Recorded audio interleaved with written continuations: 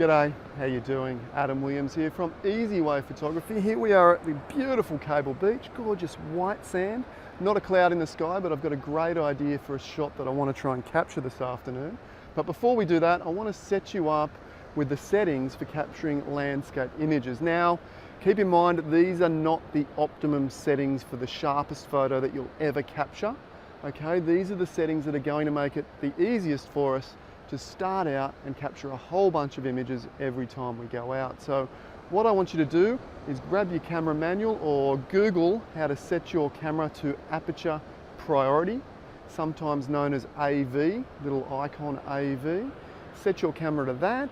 We then want to set our ISO. So again, grab your manual and look how to set your ISO. We want to set our ISO to the manufacturer's recommended setting, the base level. On my Nikon here, it's recommended that we set that to ISO 100, but generally a setting roughly between 64 and 200 is the best setting for the ISO.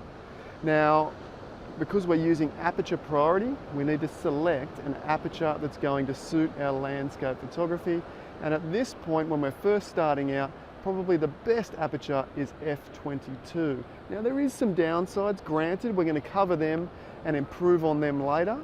But f/22 is going to give you a great amount of depth throughout the image from the very foreground all the way to the horizon. And that's exactly what we want in our landscape images. So set your camera to aperture f/22, place it on aperture priority, ISO roughly between 64 and 200. And then what's going to happen with aperture priority is the camera's going to fill in the gap of the exposure. It's going to try and create a perfect exposure time to suit those other settings so that we don't have to be on full manual. It's like a semi-manual setting, if you like, on the way up to stepping to manual.